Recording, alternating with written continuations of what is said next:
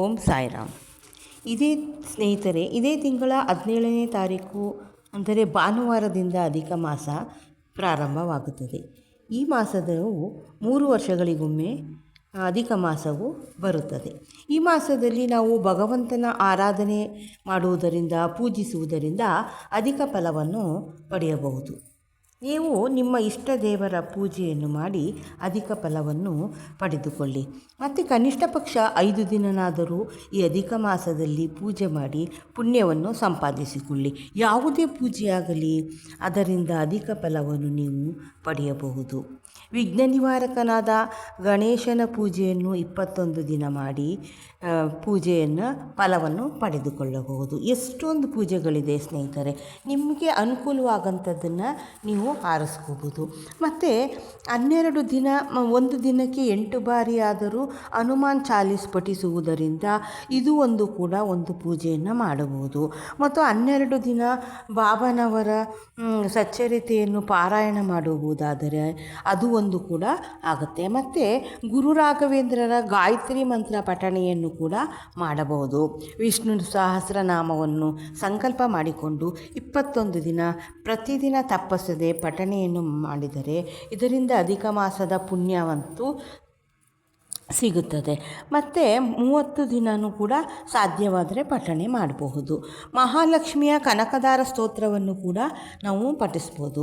ಲಕ್ಷ್ಮಿ ಅಷ್ಟೋತ್ತರನ ದೇವಿ Lakshmi photo ಇಟ್ಕೊಂಡು ನಾನು ನಿಮಗೆ ಬೇರೆ ಇದರಲ್ಲೆಲ್ಲ ಹೇಳಿದ್ದೀನಿ, ಲಕ್ಷ್ಮಿ ಅಷ್ಟೋತ್ತರದ ಪೂಜೆ ಹೆಂಗೆ ಮಾಡೋದು ಅಂತ, ಅದನ್ನು ಕೂಡ ಮಾಡ್ಬೋದು.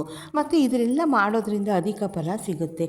ಈ ಮಾಸದಲ್ಲಿ ದೇವರ ಪೂಜೆ ಮಾಡೋದ್ರಿಂದ ಪಾಪಗಳು ನಾಶ ಆಗುತ್ತೆ.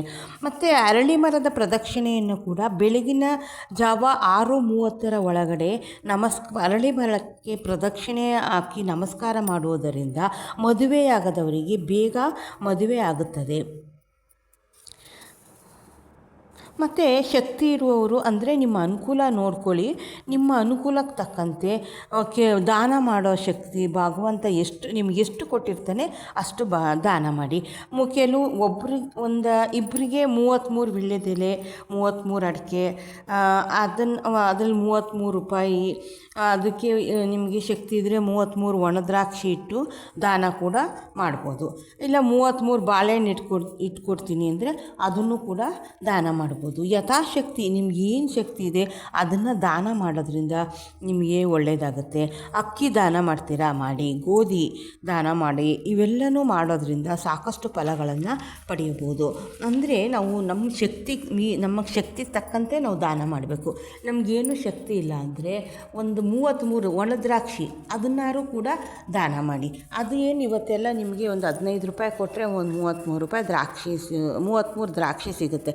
ಅದನ್ನಾರು ದಾನ ಮಾಡಿ. ಸಾಧ್ಯವಾದಷ್ಟು ನಿಮಗೆ ಎಷ್ಟು ಶಕ್ತಿ ಇದೆ ಅಷ್ಟು ಮಾತ್ರ ಮಾಡಿ. ನಿಮ್ಮ ಕೈ ಮೀರಿ ನಿಮಗೆ ದಾನ ಮಾಡೋಕ್ಕೆಲ್ಲ ಹೋಗ್ಬೇಡಿ. ಇಲ್ಲ ನಮಗೇನು ಮಾಡೋಕ್ಕೆ ಶಕ್ತಿ ಇಲ್ಲ ಅಂದರೆ ಈ ಮಾಸ ಪೂರ್ತಿ ಭಗವಂತನ ಪೂಜೆ ಮಾಡೋದ್ರಿಂದ ನಿಮಗೆ ಕಷ್ಟಗಳೆಲ್ಲ ಪರಿಹಾರ ಆಗುತ್ತೆ.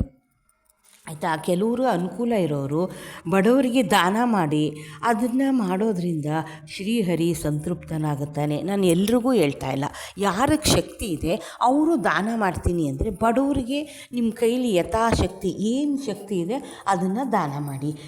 ಮತ್ತು ನೈವೇದ್ಯನೂ ಕೂಡ ನೀವು ದೇವರಿಗೆ ಪ್ರತಿದಿನ ನಿಮಗೇನು ಶಕ್ತಿ ಇದೆ, ಸಕ್ಕರೆ, ಕಲ್ಸಕ್ಕರೆ, ಒಂದು ಲೋಟ ಹಾಲು, ಇಲ್ಲ ಬಾಳೆಹಣ್ಣು, ನಿಮಗೇನು ಶಕ್ತಿ ಇದೆ ಅದನ್ನು ಪ್ರತಿದಿನ ನೈವೇದ್ಯ ಮಾಡಿ. ಮತ್ತು 33 ರೂಪಾಯಿ ದಾನನೂ ಕೂಡ ಬೇಕಾದ್ರೆ ನೀವು ಇಬ್ಬರಿಗಾರು ಕೊಡ್ಬೋದು.